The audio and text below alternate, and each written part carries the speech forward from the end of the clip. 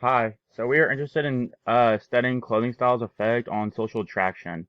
My name is Jack Schrimpf, and I know this with my partner Lydia Helfrich.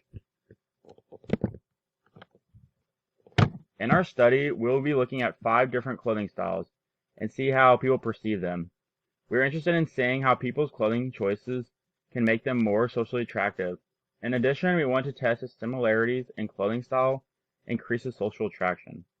Since personality seems to be reflected in clothing, we will also see how stereotypes can influence their opinions. These are the 5 clothing styles we will be studying. On the bottom left, we have trendy. On the top left, we have indie/alternative. In the middle, we have athletic. In the top right, we have casual, and in the bottom right, we have fratty. We're interested in studying this because everybody has to wear clothes, and everybody else has to see their clothes as well. We encounter biases in everyday life involving clothing. For example, people say dress for the job you want, not for the job you have. We are also interested in seeing how people view different clothing styles from an in-group and out-group perspective. In-clothes cognition, which is the experience of wearing clothes, affects psychological processes. The feeling of wearing certain clothes can be influenced by meaning attached to them. Clothing shows in-group affiliations as well as uniqueness. It is one way of expressing social identity and individuality. Important aspects of self is also expressed with clothes. We can sometimes see people's personalities through clothes. Clothing style has a significant impact on first impressions. It is something that is easily seen upon meeting somebody. Personality and appearance are correlated with high levels of social attraction. Clothing style is an expression of personality and appearance. We like people who are like us. This means people who are viewed as similar will have higher rates of social attraction. The matching hypothesis is we like people who are similar in ideas, thoughts, values, and attitudes.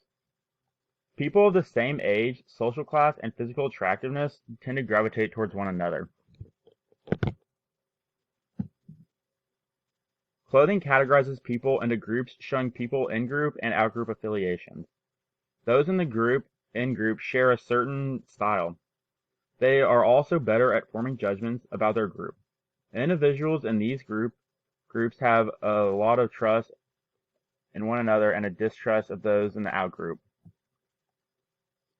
We are constantly at odds because we are trying to balance differentiation with assimilation. Differentiation is when people want to be different from their in-group. Assimilation, on the other hand, is when people want to be part of a group. This theory, where we try to balance differentiation and assimilation, is known as the optimal distinctiveness theory. There is a code of conduct that may be held by the group. Clothing can signal group involvement and the groups that share similar ideas. People alter their personal style to fit into a category better or to fit what is the societal norm at the time. People enjoy being with others who share their social identity. In groups that share social identity have more consistent judgments of other people in their group as well. The group bond increases when we share a social identity. It also increases the bias toward people who aren't in our group. Negative opinions of the outgroup increase with closer shared social identity within groups. In-clothes cognition itself pertains to not only to the person and experience, but also to the perception of clothes. The ideas hidden behind the clothes outgroup members wears stereotypes their opinion of them. This leaves room for negative feelings to evolve. Greater intragroup assimilation and greater intergroup differentiation is a result of self-stereotyping. This is sensitive to the optimal distinctiveness theory because people who lean too far to one side want to return to the equilibrium. Articles of clothing themselves hold stereotypes. This picture depicts a stereotype we commonly see. People tend to rate somebody with a hoodie as more dangerous than somebody who wears different clothes. Our main hypothesis is that social attraction will be influenced by the clothing styles the subjects see on their surveys, as well as their own clothing choices and the stereotypes they hold. we hypothesize more specifically that similarities in clothing style will be correlated with higher rates of social attractiveness.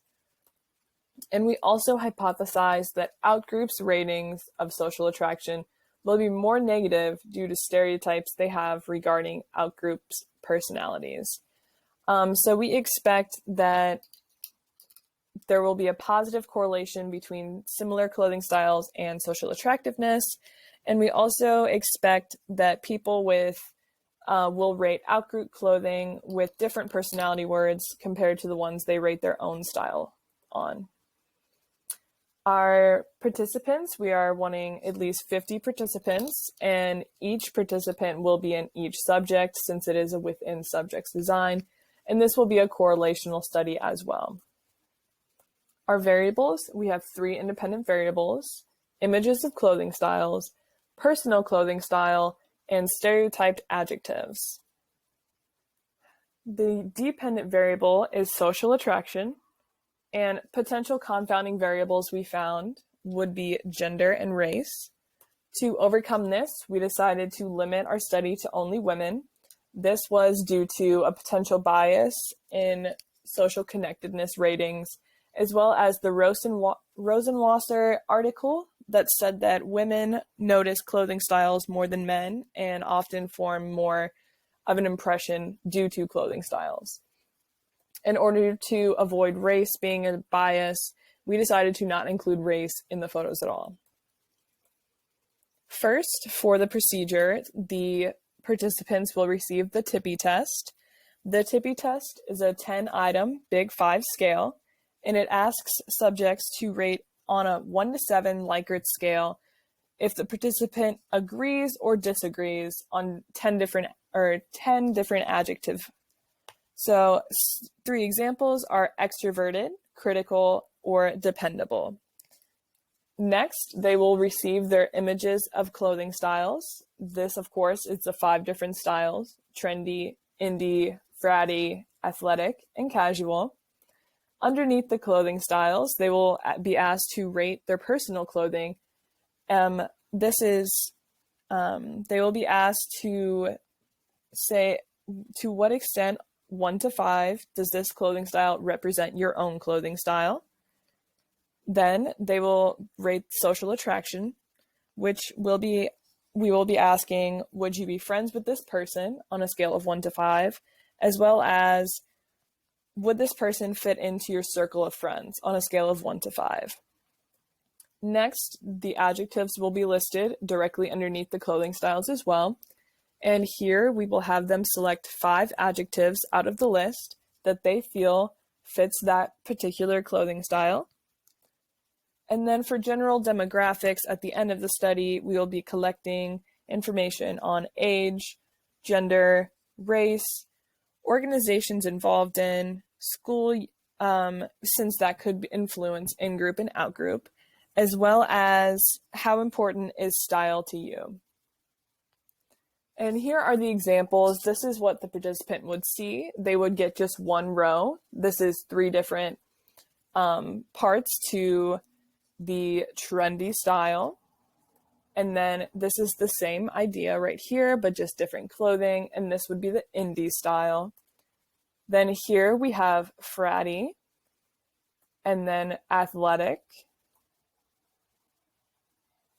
and also casual. And these were made by us in an attempt to reflect popular media and Truman and the Truman community in a way that they could relate to. And then for our list of adjectives, they will be categorized based on the Big 5 traits. They are not shown in this list here by category, but they are listed. The first 2 lines are taken from a different study, and the next 4 were created by us. These are meant to fit into the Big 5 categories, and they are mostly just synonyms of the Big 5 traits. And after they do this, they will, of course, be given their demographics, their debriefing, and then they are good to go. And these are our references as well.